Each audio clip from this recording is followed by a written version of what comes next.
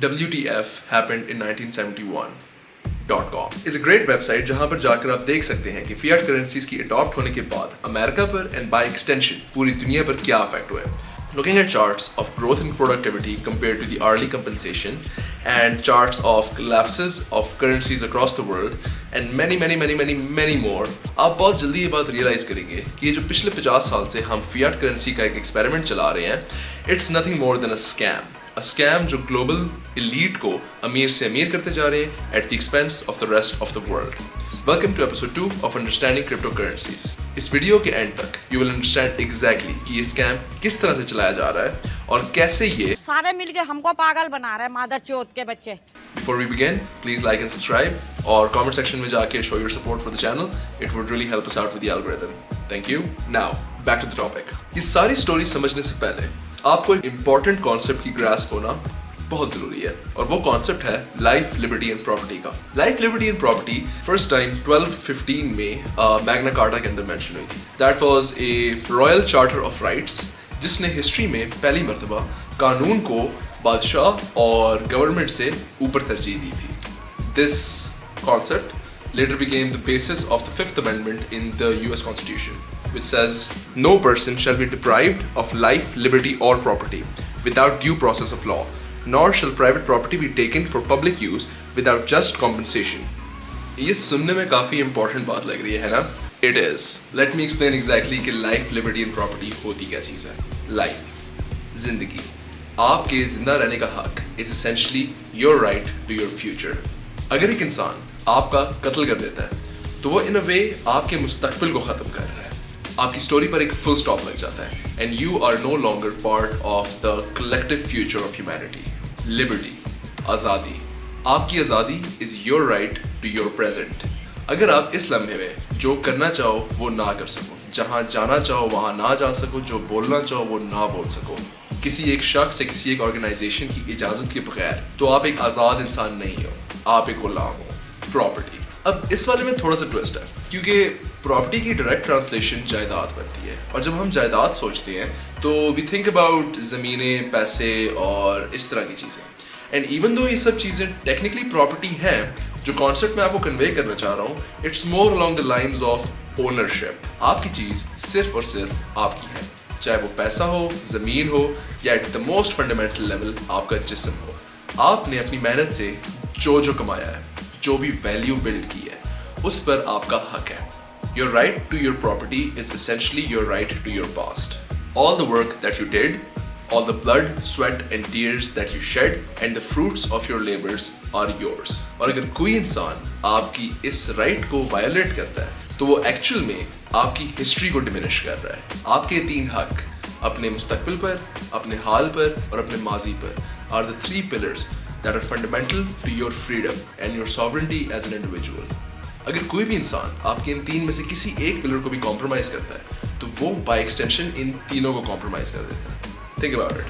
Let's say चोरी की वजह से आपकी प्रॉपर्टी आधी हो जाती है तो आपकी freedom of movement and freedom of decision making in the present में भी बहुत बड़ा इफेक्ट पड़ेगा. And based of those compromised decision making circumstances आपके फ्यूचर के प्रॉस्पेक्ट्स भी इंतहाई लिमिट हो जाएंगे. And this cycle can work in reverse as well. John Locke, a very famous English philosopher, once said, "Rights that are God-given can never be taken or even given away. Among these fundamental natural rights are life, liberty and property."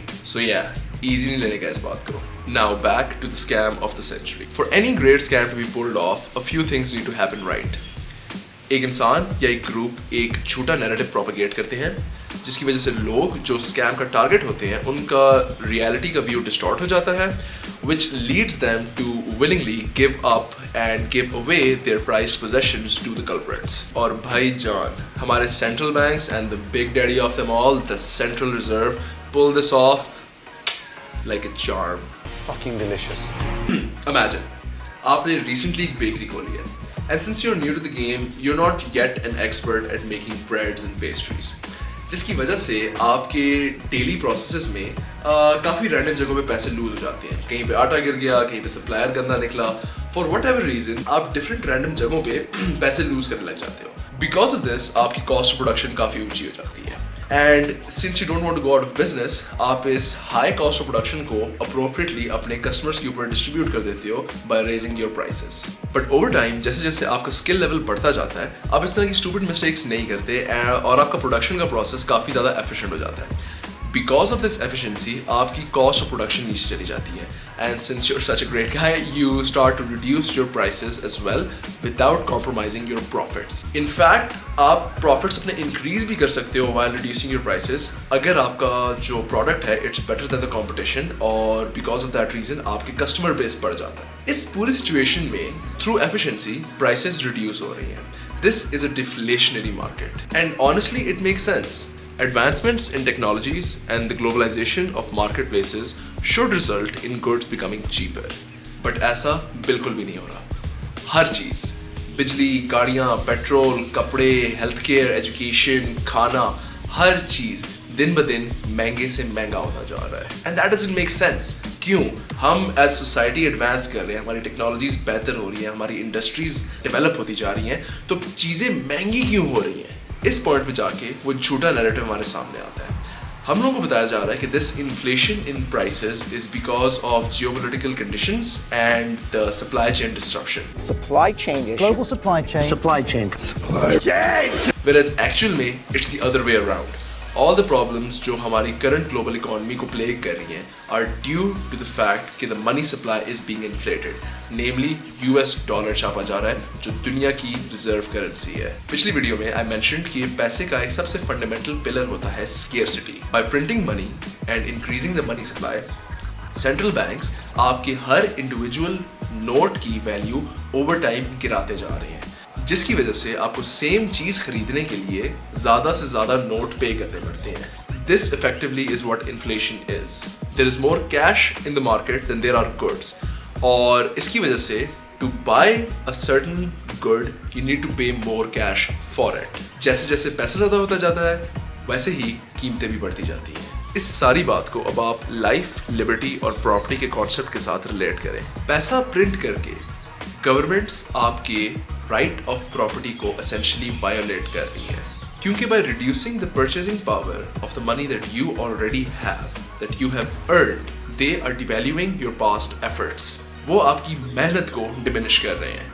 और सबसे बड़ी चपेट तो हमारे ऊपर ये है कि ये गांड फटी के बड़वे लोगों के दिमाग में modern economic theory, which honestly is complete and utter bullshit. I will explain why in a future video.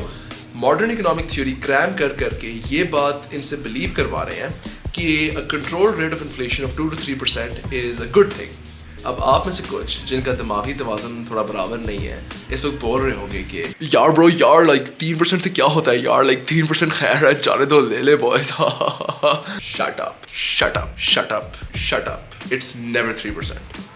US इस वक्त 8% पे है, पाकिस्तान इस वक्त 15% पे है. And even if it was 3%, which it never is, over the course of 2 generations time, ये जो अमाउंट जिसको आप यार ब्रो यार करके इग्नोर कर रहे हो ना, this compounds to a total of 83% of devaluation of your wealth. 83% in 2 generations. Let that sink in for a moment. Inflation is theft. और अगर कोई भी इंसान tries to convince you otherwise, they're either in on the scam या वो stupid है. और अगर आप अभी भी ये बात believe करते हैं कि ये fiat standard और एक central bank controlled financial system आपके भले के लिए बनाया गया है, तो I feel sorry for you. Because while you slave away at a job that you don't like for people that don't care about you, these banks are robbing your past, gaining more and more control over your present, and essentially destroying your future.